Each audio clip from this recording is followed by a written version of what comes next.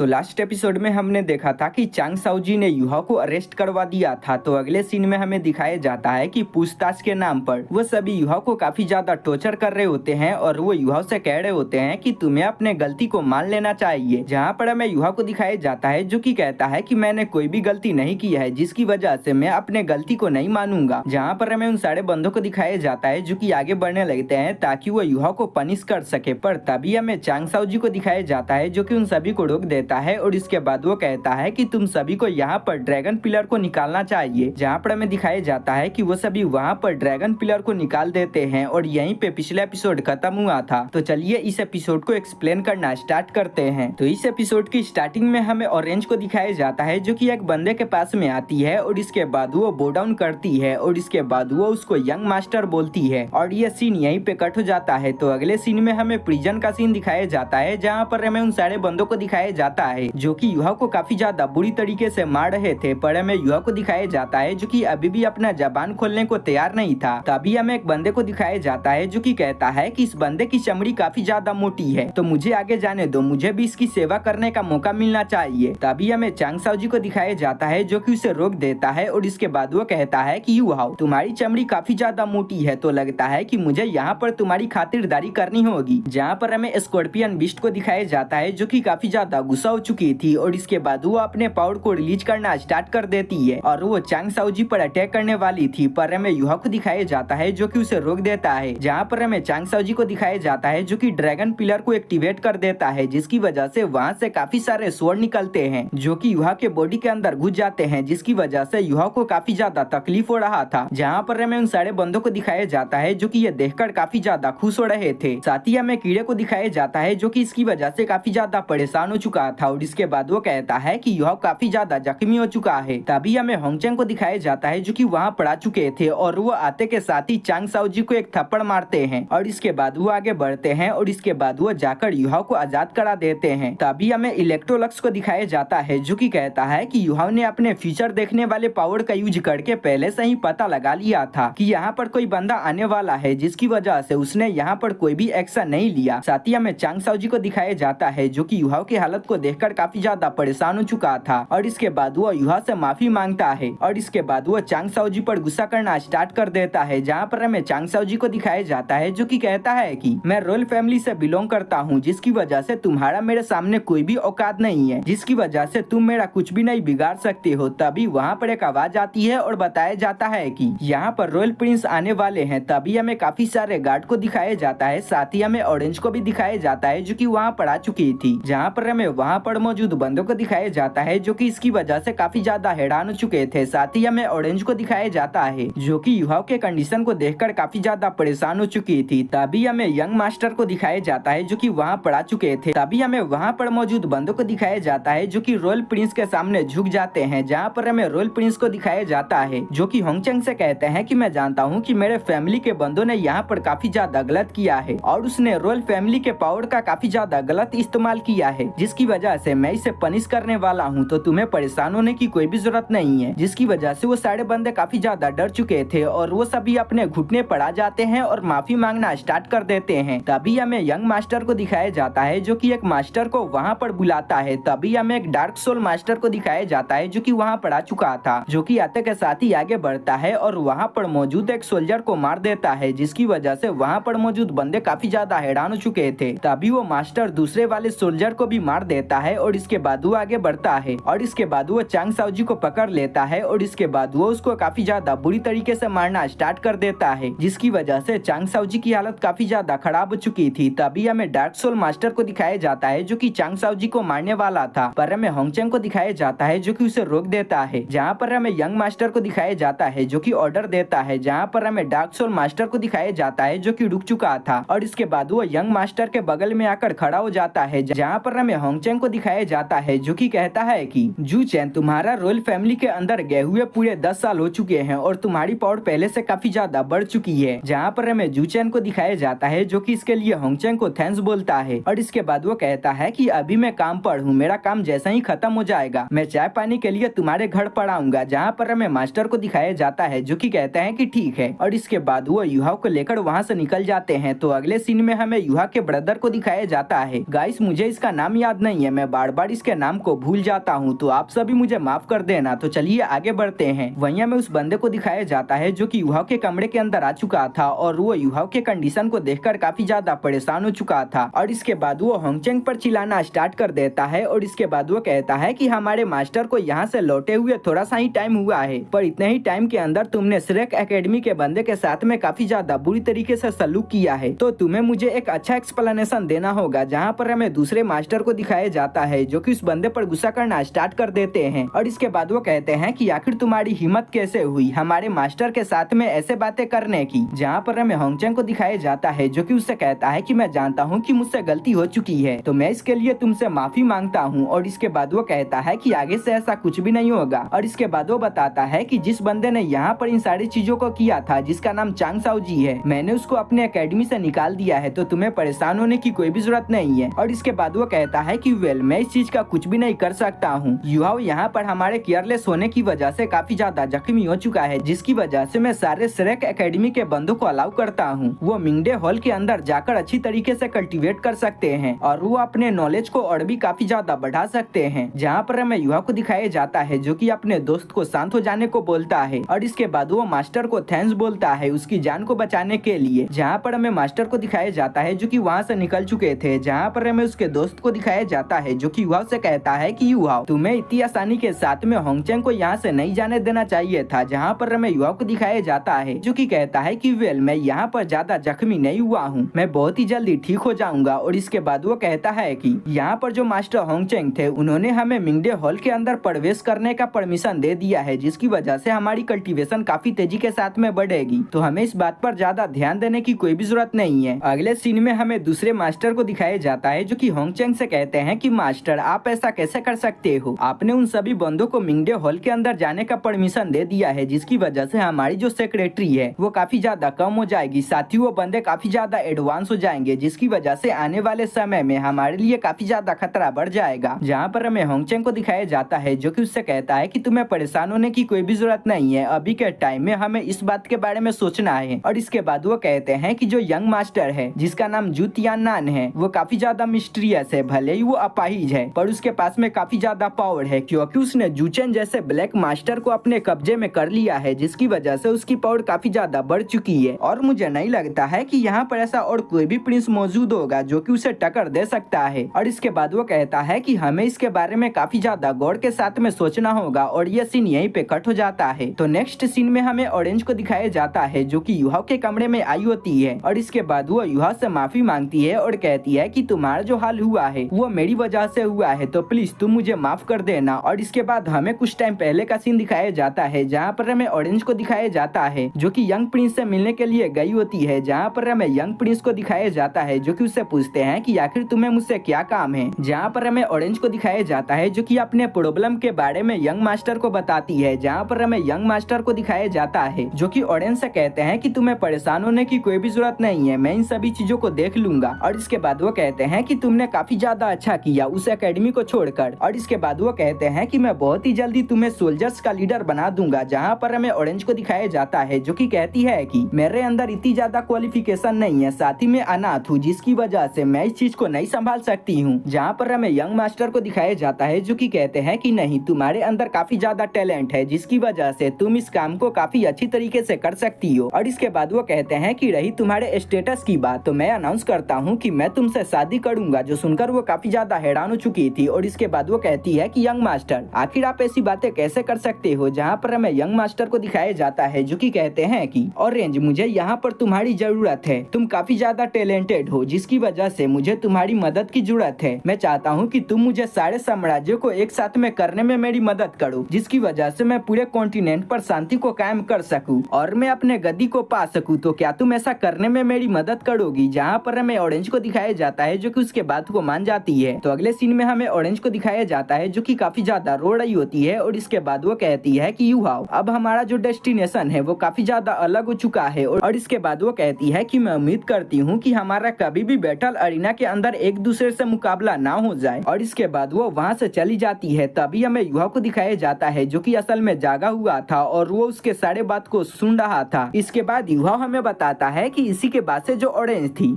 उसने एकेडमी को छोड़ दिया और वो यहाँ से चली गई। साथ ही में मिंगडे हॉल के अंदर जाकर कल्टीवेशन करना स्टार्ट भी कर दिया। तो अगले सीन में हमें युवा को दिखाया जाता है जो कि अपने मास्टर के साथ में मिंगडे हॉल के अंदर जा रहा था। तभी वहाँ पर उनका आइडेंटिफिकेशन होता है, जहाँ पर बताया जाता है कि जो मास्टर थे वो लेवल 8 के मेंटोर थे, जिसकी वजह से जो कीड़ा था वो काफी ज्यादा हैरान हो चुका था। और इसके बाद वो युवा को बताता है कि यहाँ पर लेवल 9 के मेंटोर भी मौजूद है जो कि पूरे 4 है, पर तुम्हें यहाँ पर लेवल 8 के मेंटोर मिले हैं, जिसकी वजह से मुझे लगता है कि तुम्हारे जो मास्टर है वो काफी ज्यादा खराब है, जिसकी वजह से युवा भी काफी ज्यादा परेशान हो चुका था। तो अगले सीन में हमें युवा को दिखाया जाता है जो कि नीचे आ चुका था और वो इस जगह को देखकर काफी ज्यादा हैरान हो चुका था, जहाँ पर हमें मास्टर को दिखाया जाता है जो कि युवा को बेसिक चीजों के बारे में बता देते हैं। जहाँ पर हमें युवा को दिखाया जाता है जो कि यहाँ पर कल्टीवेट करना स्टार्ट कर देता है, यानी कि मशीनों को बनाना स्टार्ट कर देता है। और इसके बाद वो कहता है कि अगर हम सभी यहाँ पर अच्छी तरीके से मशीनों को बनाना सीख जाते हैं तो इसकी वजह से हमारा श्रेक एकेडमी काफी ज्यादा आगे बढ़ जाएगा। और इसके बाद युवा भी अपने लिए किसी प्रोजेक्ट पर काम करना स्टार्ट कर देता है। इसके बाद हमें 6 महीने बाद का सीन दिखाया जाता है, जहाँ पर हमें पता चलता है कि जो युवा था वो लेवल 6 का मेंटर बन चुका था। और वो बताता है कि मैं इतने दिनों में काफी ज्यादा आगे बढ़ चुका हूँ, साथ ही मेरी पावर भी काफी ज्यादा बढ़ चुकी है, साथ ही मेरे समझने और वेपन बनाने की क्षमता भी काफी ज्यादा बढ़ चुकी है। तो नेक्स्ट सीन में हमें युवा को दिखाया जाता है जो कि अपने किसी प्रोजेक्ट पर काम कर रहा था और कहता है कि मैं जिस प्रोजेक्ट पर काम कर रहा हूँ ये मेरा प्रोजेक्ट है, ये जब बन जाएगा तो मैं इसे अपने पास में रख सकता हूँ। तो नेक्स्ट सीन में हमें युवा को दिखाया जाता है जो कि अपने प्रोजेक्ट को कंप्लीट कर लेता है और हमें दिखाया जाता है कि युवा ने वहाँ पर स्केटबोर्ड को बनाया था। और इसके बाद वो कहता है कि ये लेवल 6 का वेपन है, मुझे जाकर यहाँ से इसको टेस्ट करना चाहिए। और इसके बाद वो जाना स्टार्ट कर देता है, पर तभी उसकी डेस्टिनी की पावर ट्रिगर हो जाती है और उसको थोड़ी देर बाद होने वाले घटने के बारे में पहले ही पता चल जाता है, जिसकी वजह से वो काफी ज्यादा हैरान हो चुका था। और इसके बाद वो सारे बंदों से कहता है कि यहाँ पर बम है, जिसकी वजह से तुम सभी को यहाँ से भागना चाहिए। तभी अचानक से वो बम ब्लास्ट हो जाती है, जिसकी वजह से वहाँ पर एक बहुत ही बड़ा धमाका होता है। तभी हमें युवा को दिखाया जाता है जो कि अपने स्कॉर्पियन बॉडी को एक्टिवेट कर लेता है। तभी हमें पता चलता है कि वहाँ पर एक नहीं बल्कि अनेक बम होते हैं जो कि धीरे धीरे करके फटना स्टार्ट कर देते हैं। जहाँ पर हमें युवा को दिखाया जाता है जो कि उन सभी से बचकर भाग रहा होता है, पर अचानक से वो गिर जाता है और अचानक से वहाँ पर एक बहुत ही बड़ा ब्लास्ट होता है और ये एपिसोड यहीं पे खत्म हो जाता है।